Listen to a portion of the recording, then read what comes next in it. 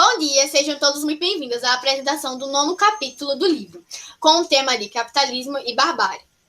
Para compreender o surgimento do capitalismo, é necessário que a gente volte no tempo, para saber onde ele surgiu e como ele surgiu, e para compreender também a organização social daquela época. Na contextualização histórica, vamos voltar para o século V, que é quando começa a surgir um novo sistema econômico. Esse período é denominado de Idade Média, que compreende o século V até o século XV. Foi onde o capitalismo nasceu, se desenvolveu e resultou em algo muito parecido com o que vemos hoje. Na charge As Aventuras de um Homem Assalariado, podemos ver que, com o passar do tempo, o homem não estava trabalhando por prazer, e sim porque era obrigado a cumprir seus deveres na sociedade capitalista, já que tinha contas e necessidades físicas para poder pagar. O homem passa agora a trabalhar 8 horas por dia, ele começa a trabalhar de 14 a 16 horas por dia, não tendo tempo de descanso ou tempo de lazer, tornando o empregado infeliz e tendo agora que se bruçar diante as máquinas para acompanhar seus ritmos. A Alta Idade Média compreende o período do século V ao século X, e nela ocorre o ápice do sistema denominado feudalismo. Primeiro precisamos entender que as cidades eram divididas em feudos. E o que significa feudos? Feudos eram porções de terra que pertenciam a um senhor feudal. E aquele senhor feudal emprestava ou cedia aquelas terras a um servo camponês, que ficaria responsável por cuidar da terra. E nela ele plantava e colhia elementos para sua subsistência. E a isso a gente dá o nome de economia rural, que no caso é a economia em que alguém cede sua terra e o outro usa aquela terra para sua subsistência. E em troca, o servo pagaria impostos ao senhor feudal. Para essa relação de trabalho, damos o nome de servidão coletiva, que é a relação que ficou marcada durante a Alta Idade Média, onde o feudalismo era a principal forma de economia. E aqui podemos ver que o homem tem uma relação forte com o teocentrismo. E o que significa teocentrismo? Teocentrismo era a teoria implantada na cabeça da maioria da população de que a origem de todas as coisas tinha a ver com alguma divindade. Tudo aquilo estava baseado em algo divino. A existência deles estava baseada em algo divino, o modo de vida deles, a origem de tudo era algo relacionado a algum Deus. E com o passar dos séculos, a gente vem para uma nova etapa, uma transição entre a Alta Idade Média para a Baixa Idade Média. E o que começa a ocorrer? O povo europeu começa a ter um sentimento de explorar o mundo, de descobrir as coisas novas, de colonizar novas terras e de expandir. E esse período é chamado de Era do Descobrimento ou das Grandes Navegações. E quando começam as colonizações, sempre que esses navegadores voltavam, eles traziam produtos que vinham dessas novas terras, como culturas, essências, mercadorias, comidas diferentes. Esses navegadores pensaram em comercializar esses produtos, com o intuito de ganhar dinheiro. E dentro das cidades apareceram novos espaços, que seriam esses centros comerciais, especializados na troca e venda de produtos, principalmente de especiarias novas das terras colonizadas. A partir desses centros comerciais, a gente percebe que a economia se tornou mais urbana, mais dentro da cidade. E dentro desses centros comerciais, surgiu uma nova classe social, que denominamos de burguesia, que seriam esses comerciantes, essas pessoas que trabalhavam no comércio para estabelecer a troca e venda dos produtos importados ou produzidos lá. E por esse motivo, quando há uma ascensão do comércio, há uma nova concepção do valor da moeda, já que agora quanto mais se tem, mais importante você é e mais poder você tem. Nesse novo tempo, recebemos estudos direcionados ao homem, e antes, o que se tinha aos deuses como resposta, o homem agora que responde a todas essas perguntas, que é o que chamamos de antropocentrismo. E após diversos estudos e análises, Karl Marx denominou todo esse período de período pré-capitalista, onde essa nova classe social, ou seja, a burguesia, estava ocupada na busca do acúmulo de capital. A gente se localiza no século XV, em que a burguesia ganha muita força e a gente percebe um grande acúmulo de capital. Todo esse processo de acúmulo de capital dos burgueses se dá pois antes os que eram pequenos comerciantes começaram a fazer empréstimo, a traficar escravos, a pagar salários miseráveis em troca de um lucro cada vez maior.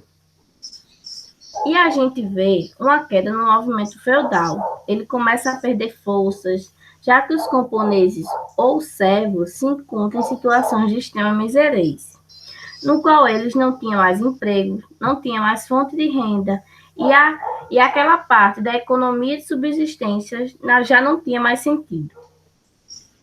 Aí surge o movimento chamado êxodo rural, onde os camponeses que estavam no campo começaram a partir para a cidade, onde eles veem uma nova oportunidade, já que lá existe uma nova forma de comércio e eles podem conseguir um novo meio de vida. E como os burgueses já estão em uma boa situação, eles começam a captar essa mão de obra. E agora percebemos uma nova relação de trabalho, que os camponeses vendem sua força de trabalho ao invés de ser uma troca. Eles vendem em troca de dinheiro, para que eles consigam se sustentar. E essa nova forma de relação de trabalho, a gente nomeia como trabalho assalariado, onde o patrão compra a mão de obra de um empregado, por um preço, e toda a produção do empregado que exerça o valor da mão de obra. A gente dá o nome de lucro, que esse lucro retorna ao patrão. Até o século XVIII, é perceptível que a burguesia começa a tomar cada vez mais forma e cada vez mais ganha novos adeptos. E por esse motivo, o comércio começa a se saturar, o valor da moeda se desvaloriza e cada vez mais os lucros vão diminuindo. A concorrência aumenta e o lucro diminui. E já que no nascimento do capitalismo, os burgueses se ocupam cada vez mais em estudar as formas que possam aumentar os lucros. E assim surge a necessidade de precarizar a mão de obra, diminuindo assim os custos da produção e aumentando os lucros.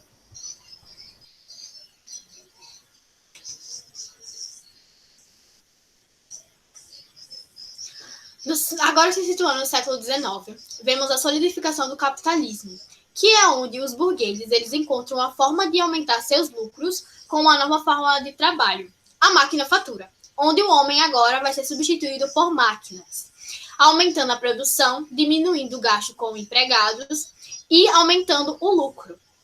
Logo, percebe-se a transição da manufatura para a maquinofatura, onde a máquina produz visando o acúmulo capital, buscando sempre riquezas, que tocam os dois principais pontos, que é a busca de capital social, onde os burgueses procuraram operários, ou seja, mão de obra, para operar as indústrias, não mais aquele trabalho que seria manual e que levaria um tempo muito grande para ser produzido. Ou seja, em uma hora que gastaria para construir uma blusa, agora em uma hora se conseguiria construir 10 blusas e com uma quantidade muito menor de trabalhadores. E o segundo era a busca de capital econômico, na perspectiva de gerar cada vez mais lucro. Esses períodos entre o século XIX e o século XV, a gente chama de Revolução Industrial, onde surge uma nova interação entre a burguesia e as indústrias. Neste ponto, iremos falar sobre a precarização do trabalho e as consequências sociais, e tentar compreender quais são as diferenças de trabalho e os sentidos de trabalho ao longo do tempo. Primeiro, no mundo medieval, nós tínhamos uma economia de subsistência, onde o trabalho se dava para trocar elementos essenciais, como moradia, alimentos e roupas, em troca de impostos. Um servo vendia seu trabalho a um senhor. Essa imagem representa a estrutura de um feudo. No centro, a casa do senhor feudal, e ao redor as moradias dos servos, e nelas as terras cultivadas por eles. Agora a gente parte para a Revolução Francesa, onde se tem aqueles 3 princípios fundamentais da Revolução, que é liberdade, igualdade e fraternidade. É nesse que surge a burguesia e a nova classe social, que ganha uma nova voz política e muda diversas concepções diante do ambiente, não só econômico, mas também social. Um desses princípios é o combate à exploração do trabalho. Trabalho esse que se estabelece na venda da mão de obra de um camponês a um burguês. Essa imagem abaixo representa o princípio fundamental dessa revolução, que é a liberdade, a igualdade e a fraternidade. Na Revolução Industrial, a primeira coisa de destaque é que esse não foi um fato ou evento social, e sim um período. Período esse que durou um século e marcado por diversas transformações e mudanças sociais, políticas, econômicas, ocorrendo uma transição da manufatura até a maquinofatura. Devido à desvalorização da mão de obra, percebe-se diversas consequências sociais, onde a classe do proletariado fica cada vez mais desvalorizada, e eles não são mais vistos como pessoas, e sim como instrumentos para que alguém alcance uma riqueza máxima, que são fruto de uma objetificação, de um lucro nunca atingível, em que quanto mais se tinha, mais se queria. E aqui a gente tem péssimos ambientes de trabalho, em alguns casos até 18 horas por dia, ausência de direitos trabalhistas, salários baixíssimos, exploração do trabalho humano, inclusive o infantil, urbanização acelerada, o crescimento, acentuadas situações miseráveis e profunda desigualdades sociais, crescimento do número de desemprego, aumento da criminalidade, violência, prostituição e dos vícios, intensos conflitos sociais, proliferação de movimentos sociais contestatórios e reivindicatórios. E aqui nós temos uma imagem do trabalho infantil, onde essas crianças estão sofrendo risco por não estar com equipamentos de segurança. E nessa época era muito comum o trabalho infantil, porque elas precisavam desse trabalho para sustentar suas famílias. Com o passar do tempo, podemos ver que existiu vários tipos de meios econômicos e sociais. O feudalismo e o capitalismo foram dois que marcaram muito bem esse período. O feudalismo, antigamente, era a mão de obra humana, onde não existia máquinas ou a utilização dela era o humano que utilizava as máquinas. Já na Revolução Industrial, o capitalismo, as máquinas começaram a utilizar os humanos apenas para seu manuseio. Trouxemos aqui uma música que é do Ratos de Porão, o nome da música é Expresso da Escravidão, para poder contextualizar mais esse trabalho. Essa música ela foi lançada em 2007, um tempo bastante depois do acontecimento da Revolução Industrial, mas uma pessoa leiga que não tivesse conhecimento do seu período de lançamento, claramente poderia comparar ela com a Revolução Industrial, pensando que ela foi lançada durante esse período. Pois a música é uma música, além de ser atual, ela também trata de problemas antigos que estão presentes em nossa atual realidade, como a exploração do trabalho, a industrialização, que às vezes tem, como a minha colega falou anteriormente, às vezes carga horária de não mais de 16 horas por dia, mas às vezes carga horária de até 12 horas por dia, e às vezes exploração infantil, que também existe em alguns determinados locais. A letra da música, ela fala: a degradação tem seu preço, de trecho em trecho para trabalhar, a liberdade em troca de miséria, bancada séria pode matar, a soma de toda a pobreza desmoraliza o social, mão de obra farta escravizadas, direito humano opcional. Quanto custa o homem nu expresso da escravidão? Quanto custa o homem nu expresso da escravidão no Brasil? Escalando pelo tal do gato, explorado pelos fazendeiros. Meses enganado e nada de dinheiro. Objeto descartado, coagido pelo medo. Latifúndio escravista, opressão pelo desespero.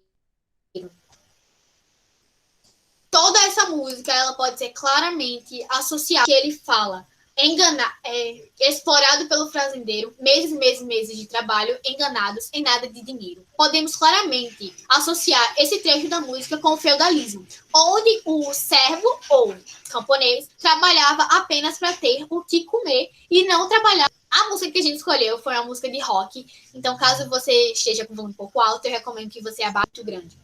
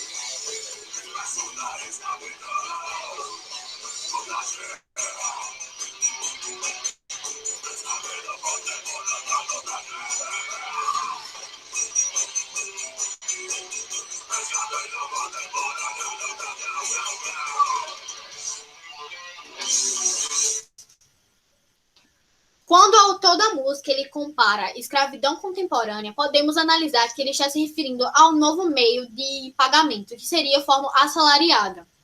A escravidão contemporânea, quando ele fala isso, seria que você está pagando o empregado, no caso, está doando o seu tempo, mas o dinheiro que lhe é recebido não é justo pelo tempo que ele gasta trabalhando naquele determinado local. Ou seja, ele só está sendo enganado com aquele dinheiro, acreditando que aquela quantia é justa pelo seu tempo de trabalho, quando na verdade não é. Muito obrigada pela atenção de todos vocês. E espero que vocês tenham gostado do trabalho.